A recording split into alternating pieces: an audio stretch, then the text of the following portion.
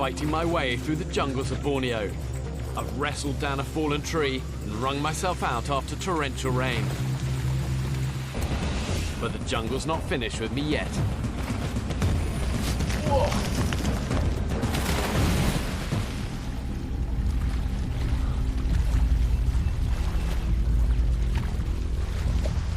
That'll be the river then. Landed flat on my back. Whew. Don't come this way, get unhitched. After any accident, it's worth catching your breath and making sure you're fit to continue. Definitely hammering on that. I did a back flop. No serious injuries, but I do have a passenger, a leech. Best thing to do is grab him by the head and then twist him off. If you give him a squeeze, all the blood, he's just started to latch on and got him in time. You see, even that, the wound, look. And what they do is inject an anticoagulant. So they stop your blood clotting. You just bleed and bleed. If you're in the jungle, it can bleed for at least a day. Look, all of those are just blood stains on my shirt. There's a good little plant, actually, if you can find one. It'll help the blood to clot. Let's have a look on the banks. The plant I want is a melastoma. It's got long, thin leaves, a red stalk, and flourishes on sunlit riverbanks. All you do, grab some of the top young leaves, chew them up, make it into a pulp, and then take that and put it straight onto the wound. And that will help the blood coagulate and the leech bite to heal itself. Okay, let's get going. Following the river makes navigation easier, but that doesn't guarantee that you can move any faster. These wet rocks covered in slime mean there's a constant risk of twisted ankle or worse. The secret is to set yourself small goals, keep moving and keep ticking them off. I know this is slow, but it is quicker than trying to hack through the actual jungle itself. I remember actually hearing of a plane that crashed in these jungles, and the government assumed that everyone had died in the crash, but actually one man survived, and he did the right thing. He found a river like this and then just stuck with it, followed it, and eventually after 5 days he was rescued. But in 5 days, the total distance he managed to travel, 3 miles. That's how hard it is to make any sort of speedy progress through jungle. Okay, let's get to the next river bend, come.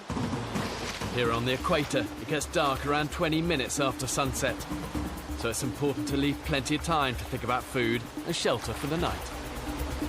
I've spotted fish in the river, so I'm going to build a trap called a tambon. Some bamboo up here.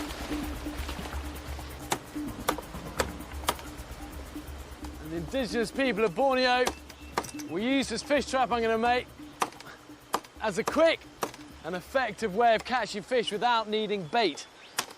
And that makes it perfect for survival. It's quick and easy, and everything you need is here.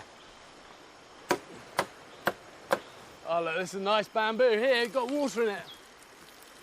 Bamboo, unlike the river, is an excellent source of fresh, parasite-free water. So humid here. Whenever you get the chance to rehydrate on the move, you want to do it. A length of thin vine makes the ideal twine to hold the trap together. First job is to split one of the lengths of bamboo so I can hollow it out to make it into a pipe. And then what you're left with is that hollow drain pipe. And that's going to be what the water gets sucked down and hopefully the fish. A series of splits in the second piece turns it into a simple net. And that, straight down that, and just ties into place to stop it coming off in the water flow. All I need to do is place it and then weight that down, and all of this water is getting funneled and then creates a suction along the length of the pipe, and any fish coming downstream in this whole vicinity come down this and get caught in this funnel with nowhere to go. And when they teach survival in the military, They talk about fish first. Easiest form of food to catch, easiest form of meat. I can set this, taking me 15, 20 minutes, leave it, it's going to work all night. And hope you give me some breakfast. Next, to sort out somewhere to sleep. At night, the jungle floor is alive with animals and bugs, so a shelter off the ground is a priority. I plan to imitate Borneo's famous orangutans and build a nest up in the trees. Now this might work. See this? A couple of trees linking together. Limbs that aren't too high up the tree, might be able to use this for some sort of overnight shelter. And look, loads of vines nearby as well. The local name for these translates as rope vine. Make a nick in this. Once you've got it, you can peel it. Stripping off lengths of bark can give you some very effective pieces of cordage. Look how strong this is. Twist that. You're never going to break it. Get lots of that and then tie it all together. Oh, slippy. My plan is to lash some of these branches together using the rope vine. Get a good height off the ground here. And look, I've got these two nice limbs. Kind of shaped a bit like a big hammock. Tying these two branches together and then supporting them from a position higher up the trunk creates a simple equivalent of a climber's portaledge. More rope vine can be used to create the floor of the shelter. Just keep weaving it back, forward, across between these limbs.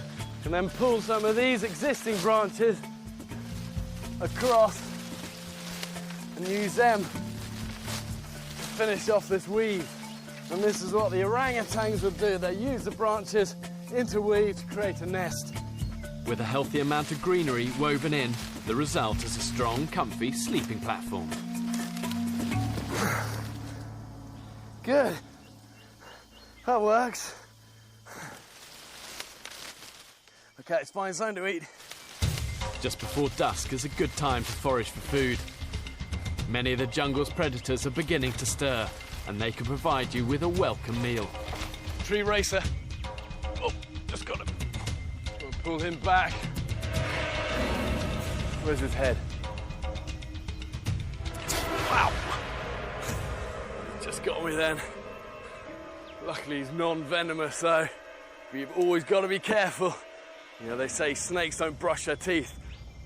And let you see his jaws gone round himself, that's where he had me. And this guy will normally live up in the trees, feed off squirrels, birds, eggs. But he's going to be my dinner. Got him properly by the head now. Whew. Well, that's supper.